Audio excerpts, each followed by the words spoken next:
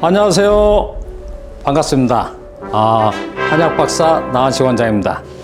오늘은 두드러기 증상이 섭취하는 음식으로 인하여 발생하는지, 두드러기 증상이 발생하면 음식을 가려야 하는지를 제가 설명드릴 텐데, 저는 음식을 가려야 한다는 것에 대해서는 좀 다른 생각을 갖고 있고, 모든 음식을 섭취하면서 치료하도록 저는 말씀을 드립니다.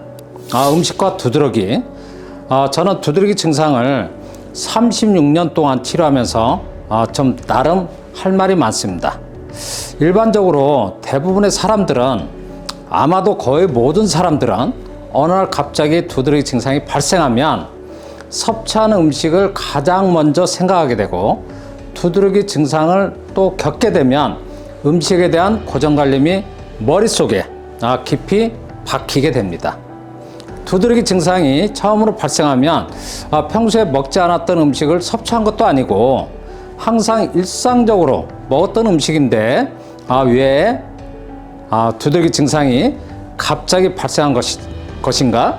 또 그렇지 않으면 그동안 안 먹었던 음식을 갑자기 섭취해 발생한 것은 아닌지, 또 혹은 지인들과 식당에서 같이 식사를 했는데 다른 분들은 두드러기 증상이 없는데 왜 나만 발생한 것인지, 그리고 요즘에 코로나 때문에 이제 배달 음식을 여러분들이 집에서 많이 시켜서 드십니다.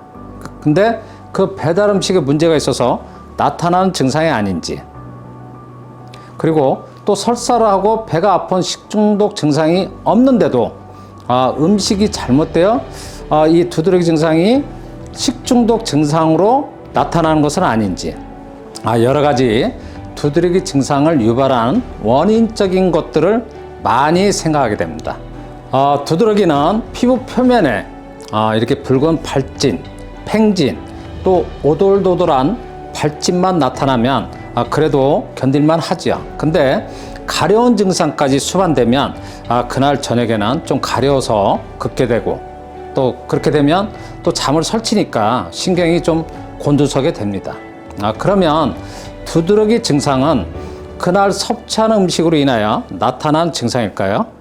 물론 음식으로 인하여 발생하는 증상이 간혹 있지만 음식으로 인하여 발생한 증상은 하루 이틀 지나면 자연스럽게 없어지는 급성 두드러기로 볼 수 있습니다. 그런데 음식을 가리면서 치료해도 두드러기 증상이 나타났는데 지속적으로 나타나는 경우가 많습니다. 이런 경우에 피부과에서 처방받아 약을 복용하여도 증상이 반복하여 나타나기 때문에 정신적인 스트레스는 당연히 받게 됩니다. 그러면 두드러기는 우리가 음식을 잘못 섭취하여 발생한 것일까요? 만일 음식을 잘못 섭취하여 발생한 증상이라면 음식을 가리면 두드러기 증상은 자연스럽게 완화되고 좋아져야 합니다. 근데 두드러기 증상으로 오랜 동안 지금도 고생하시는 분들을 보면 음식도 가려보고 수없이 많은 병원에 가서 치료도 해보았고 또 할 수 있는 여러 가지 민간요법 등등 다 해봤지만 낫지 않고 반복하여 나타난 두드러기 증상으로 고통을 받는 분들이 많습니다. 과연 두드러기 증상이 반복되어 나타나는 경우는 음식이 영향을 미치는 것으로 볼 수 있을까요? 저는 그렇게 생각하지 않습니다. 몸에 열을 유발하는 음식을 섭취하면 열자극으로 인하여서 두드러기 증상이 일시적으로 더 나타날 수는 있지만 단순히 일시적으로 나타날 뿐 증상이 더 심해지지는 않습니다. 저는 두드러기와 음식과의 관계에서 음식은 자극일 뿐이고 원인은 아니라고 저는 생각합니다.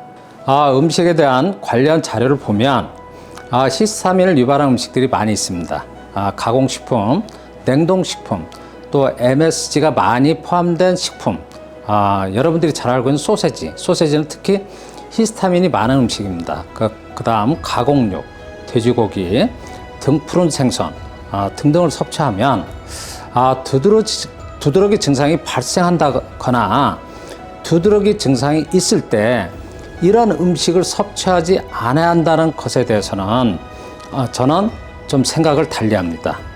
피부병은 왜 발생하는지 라는 제가 올려드린 영상 1편, 2편에서 거기에 보시면 설명드린 내용이 있는데, 두드러기는 피부의 독립적인 기능 중에 체온 조절 기능이 떨어져서 발생하는 것으로 원인을 진단하며, 피부 기능이 떨어져 있는 경우에 위와 같은 음식을 섭취하면 자극이 될 수가 있죠. 그런 자극에 의해서 혹 증상이 나타날 수 있지만, 그 음식은 자극일 뿐이지 두드러기 증상이 나타나는 원인이 아니라는 것입니다. 피부의 독립적인 기능 중에 체온 조절 기능이 정상적으로 이루어지면 어떤 자극적인 음식을 섭취한다고 하여도 두드러기 증상은 나타나지 않습니다. 위장 기능이 떨어져 있으면 항상 섭취했던 음식을 먹어도 우리가 일시적으로 소화가 안 되는 경우처럼, 피부 기능이 떨어져 있으면 같은 음식을 섭취해도 두드러기 증상이 나타날 수는 있습니다. 여기에서 두드러기 증상이 나타나는 원인은 섭취한 음식이 아니고 피부 기능이 떨어져서 나타나는 것이다 라고 저는 설명드립니다. 두드러기 증상으로 병원에 가시면 그동안 섭취해왔던 많은 음식을 가리게 하고, 예를 들어서 제가 한 10가지를 섭취해 왔다면 이제부터는 그 중에 두세 가지만 섭취하도록 설명을 듣게 됩니다. 그리고 7, 8가지는 음식을 가려야 합니다, 이렇게 이제 이야기를 듣게 되는데요. 문제는 음식을 가리는데도 또 치료를 하고 있는데도 두드러기 증상이 낫지 않고 반복하여 나타나는 사실입니다. 물론 처방받은 약을 복용하면 일시적으로 증상이 완화되어 팽진이나 가려운 증상이 덜 나타나지만 증상은 여전히 반복되고, 또 약을 혹 중단하면 바로 처음처럼 증상이 나타납니다. 그때부터는 음식을 먹고 싶은 대로 먹지 못하고 두드러기 증상으로 많은 스트레스를 받게 되는데, 두드러기의 근본적인 치료는 위와 같은 히스타민을 유발하는 성분이 많은 음식을 섭취하여도 두드러기 증상이 발생하지 않도록 치료하는 것이 가장 중요합니다. 두드러기 증상이 발생하면 우리가 섭취할 수 있는 음식이 거의 없습니다. 어떻게 보면 절에서 섭취하는 그 음식 정도로 식사를 하도록 권유를 받는 경우가 많은데, 평소에 섭취했던 음식을 모두 줄이면 두드러기는 일시적으로 좋아지는 걸 확인할 수는 있습니다. 이는 자극만 줄였을 뿐 근본적인 치료와는 무관하다는 것입니다. 음식을 줄이면 치료를 하지 않는다고 해도 2, 3개월 정도는 두드러기 증상이 처음보다는 조금씩 좋아지는 것을 확인할 수 있는데, 2, 3개월이 지나면 음식을 가리는데도 음식을 줄이기 전과 같은 두드러기 증상이 다시 반복되어 나타나는 것을 확인할 수 있는 것으로 보아서 음식이 두드러기에 큰 영향을 미치지 않는 것으로 생각할 수 있는 것입니다. 그동안 음식 섭취를 절제하게 되면 그런 영양 섭취가 안 되게 되어 체중도 또 6, 7kg 줄고, 또 기운도 없고, 또 체력도 급격하게 떨어져서 오히려 두드러기 증상이 문제가 아니고 건강 상태가 안 좋아지는 결과를 초래하는 경우가 제가 주변에서 많이 봤습니다. 두드러기를 잡으려고 했다가 오히려 건강을 해치는 경우가 발생할 수도 있다는 것입니다. 저는 두드러기 증상을 36년 동안 치료하면서 모든 음식을 섭취하면서 치료하도록 강조하고 또 권유합니다. 설령 음식이 두드러기 증상에 약간의 자극을 준다고 하여도, 또 히스타민을 많이 유발한다는 음식을 섭취하여도 두드러기 증상이 발생하지 않도록 치료하는 것이 저는 근본적인 치료 방법이라고 생각하기 때문입니다. 제가 여러분들에게 이렇게 말씀드린 이유는 제가 36년 동안 임상을 통하여 얻은 노하우입니다. 저는 두드러기 증상을 치료할 때 두드러기 증상이 나타나기 이전과 같이 모든 음식을 섭취하면서 치료하도록 강조하고, 또 혹 증상이 반복되고 어느 날 증상이 조금은 심하게 나타나더라도 그날 섭취한 음식을 기억하지 않도록 설명드리는데, 그 이유는 음식에 대한 고정관념을 갖지 않도록 하기 위해서 말씀을 드리는 것입니다. 잘못된 고정관념은 치료 후에도 음식에 대한 잘못된 판단이 머릿속에 남아서 잘못하면 음식에 대해 민감하게 생각할 수 있기 때문입니다. 제가 두드러기 증상을 치료하면서 기억나는 환자분이 있어서 여러분들에게 제가 말씀드리겠습니다. 나이는 한 50 중반이고요. 남자고 또 경기도에 있는 모 대학교 교수님입니다. 20년 동안 이분이 20년 동안 반복되어 나타나는 두드러기 증상으로 저에게 이제 치료를 하셨는데 처음 진료받는 날 제가 오늘부터는 모든 음식을 섭취하면서 치료하세요라고 설명드리니까 20년 동안 많은 음식을 가리면서 지내왔는데 음식을 모두 오늘부터 섭취해도 두드러기가 치료되는지 아마 걱정 반 기대 반으로 저에게 질문을 하셨습니다. 모든 일에 철저한 분이어서 두드러기 증상으로 많은 음식을 가려오면서 지내온 분입니다. 여기서 우리가 좀 살펴봐야 할 중요한 점이 하나 있습니다. 교수님이 두드러기 증상으로 음식을 가리다 보니까 같이 살고 있는 모든 가족들도 두드러기 증상을 겪고 있는 것처럼 본의 아니게 먹고 싶은 음식을 먹지 못하고 절제된 생활을 하게 되는 것입니다.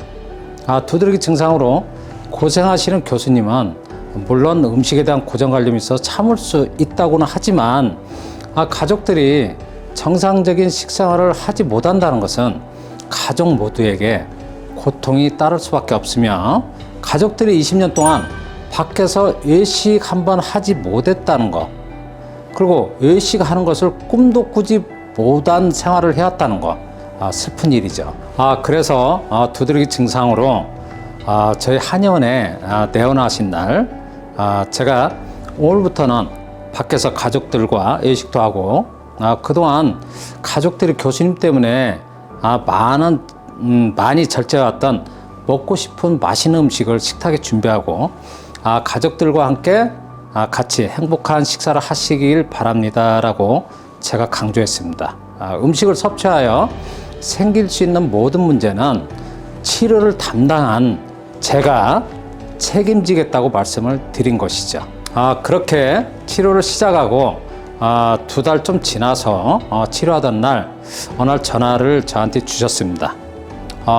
어제 교수 연구실에서 20년 만에 처음으로 짜장면을 배달시켜서 먹었는데 태어나고 나서 이렇게 맛있는 짜장면은 처음 먹어봤다는 말씀을 하셨습니다.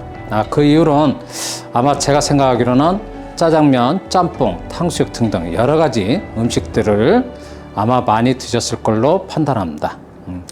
이론적으로 두드러기 증상이 있는 경우에 음식에 대한 어떤 문제가 있으니 섭취하지 않아야 한다고 많은 분들이 말씀을 하시지만 저는 36년 동안 두드러기 증상을 치료하면서 모든 음식을 섭취하면서 치료해도 두드러기 증상을 치료하는데 전혀 문제가 없었으며 모든 음식을 섭취하면서 치료하시는 분들에게 음식에 대한 고정관념도 바꾸어 드리고 또 음식을 섭취하면서 두드러기 증상을 치료해도 불편했습니다 라는 원망 섞인 그런 말도 전혀 듣지 못했습니다. 오랜 동안 음식으로 인한 스트레스로부터 벗어날 수 있게 되어 오히려 감사하다는 말씀을 저는 수없이 들었습니다. 두드러기와 음식에 대해서 잘못 알아서 또 음식을 꼭 가려야 되는가 그런 어떤 생각 때문에 오랜 동안 음식 때문에 많은 스트레스를 받았다는 후회와 또 약간 아쉬움감 그런 것을 표현하기도 했습니다. 저는 두드러기 증상을 치료해 드리면서 치료하시는 모든 분들이 모든 음식을 가리지 않고 치료하여도 치료 과정 중에 음식으로 불편한 점은 없었고 그런 과정을 통하여 원하시는 치료 결과를 얻었다고 말씀을 드리는 것입니다. 혹 섭취하는 음식이 자극이 된다고 하여도 그런 음식을 섭취하면서 치료가 이루어지면 치료 후에는 어떤 음식이든지 가리지 않고 섭취할 수 있는 것이죠. 두드러기의 근본적인 치료는 모든 음식으로부터 이겨내고 극복할 수 있도록 치료해야만 근본적인 치료가 되었습니다 라고 말씀드릴 수 있습니다. 영상을 시청하고 계시는 분들 중에 두드러기 증상을 겪고 있거나 또 지인 중에 또 가족 중에 두드러기 증상으로 고생하시는 분이 있다면 오늘부터는 걱정하지 마시고 모든 음식을 섭취해도 된다라고 생각하시길 바랍니다. 오랜 동안 두드러기 증상으로 고생하면서 음식을 아주 많이 가리면서 치료해 보신 분들은 음식이 두드러기와는 큰 관련이 없다는 것을 잘 아실 것으로 저는 생각합니다. 두드러기 증상에 우리가 섭취하는 음식이 커다란 영향을 미치지 않는다는 설명을 드렸는데 오늘 여러분 이해되셨나요? 다음 시간에는 두드러기 증상의 원인에 대해 설명드리겠습니다. 양방에서는 두드러기 증상의 원인이 수만 가지가 있기 때문에 원인을 찾기가 힘들다라는 말씀을 하십니다. 그렇지만 저는 36년 동안 두드러기 증상을 치료하면서 두드러기 증상의 원인은 피부 장기의 기능 중에 체온 조절 작용이 떨어져서 발생하는 것으로 알게 되었습니다. 이 내용에 대해서 좀 더 자세하게 설명드리겠습니다. 오늘 또 제 설명을 경청해 주셔서 여러분들에게 감사드립니다.